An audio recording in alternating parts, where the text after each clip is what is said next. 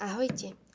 Keďže som vytvorila sériu videí o grafoch a tabuľkách a stĺpcovým a kruhovým grafom sme sa už venovali v predchádzajúcich videách, ostávajú nám tabuľky.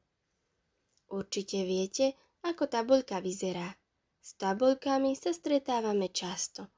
Napríklad v učebniciach, novinách, článkoch, počítačových hrách a samozrejme ste sa s tabuľkou stretli aj v úvodnom videu.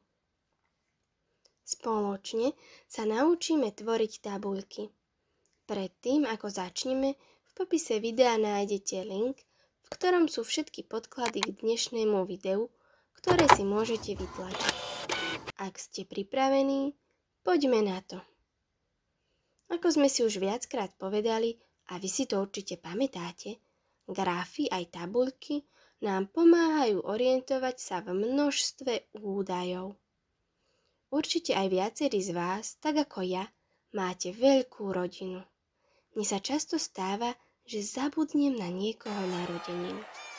A ako som vymýšľala, aby som na nikoho nezabudla, zapísala som si všetkých do zápisníku, ale bolo tam toľko dátumov a vôbec neboli nejako usporiadané. Teraz mi však napadlo, že môžem vytvoriť tabuľku podľa mesiaca narodenia celej mojej rodiny. Najskôr si teda zapíšeme, kto má kedy narodeniny. Babička má 12. februára, detko má 19. marca, Vladko má 15. augusta, Janka má 21. júla, Evka má 14. mája, Mirko má 28. júna, Hánka má 11. novembra, Roman má 20. februára, Olinka má 5. júla, Jožko má 8. septembra, Románko má 17. marca, Ľudská má 18. septembra, Kupko má 20. septembra, Hanička má 22. septembra, Šimonko má 17. novembra a Maťko má 11. mája. Na to, aby sme z týchto údajov vytvorili tabuľku, musíme si premyslieť, aké údaje dáme do stĺpcov a riadkov našej tabuľky. Mená členov rodiny môžeme dať do riadkov a mesiace dáme do stĺpcov. Riadkov bude toľko, koľko je členov rodiny, plus 1 na označenie údajov. Členov rodiny je 16 plus 1 riadok na označenie, to je spolu 17 riadkov. Stĺpcov bude 13, pretože mesiacov v roku je 12 plus 1 stĺpec, v ktorom budú napísané mená členov rodiny. Keď máme tabuľku nakreslenú, doplníme do nej údaje. Začneme označením v prvom riadku. Dopíšeme mená a mesiace. Teraz dopíšeme mená členov rodiny. Babička, detko, Vladko, Janka, Evka, Mirko, Hanka, Roman, Olinka, Jožko, Románko, Ľudská, Kupko, Hanička, Šimonko a Maťko. Teraz doplníme do tabuľky dátumy narodenia. Babička má 12. februára, detko má 19. marca, Vladko má 15. augusta, Janka má 21. júla, Evka má 14. mája, Mirko má 28. júna, Hanka má 11. novembra, Roman má 20. februára, Olinka má 5. júla, Jožko má 8. septembra, Románko má 17. marca, Ľudská má 18. septembra, Kupko má 20. septembra, Hanička má 22. septembra, Šimonko má 17. novembra, Maťko má 11. mája. Viete, čo našej tabuľke chýba? Určite ste správne odpovedali, že jej chýba názov. Tak ho doplníme. Napríklad narodeniny členov Katkinej rodiny. Prvú tabuľku máme hotovú. Vidíte, aké je to jednoduché? Vyskúšajme do tejto našej tabuľky doplniť okrem dátumov narodenín aj dátumy menín. Meniny majú členovia rodiny nasledovne. Babička má meniny 23.7., detko 24.7., Vladko 24.7., Janka 21.8., Euka 24.12., Mirko 29.3., Hánka 26.7., Roman 23.2., Olinka 24.7., Joško 19.3., Románko 23.2., Lucka 13.12., Kupko 25.7., Hanička 26.7., Šimonko 30.10. a Maťko 11.11.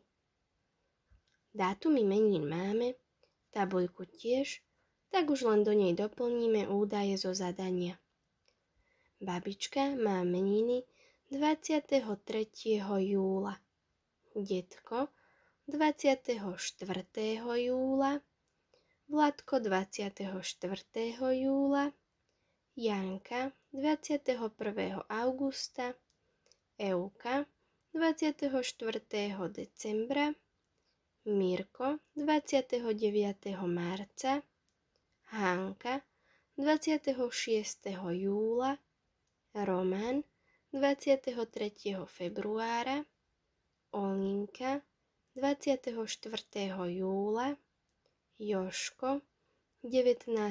marca, Románko 23. februára, Lucka 13. decembra, Kupko 25.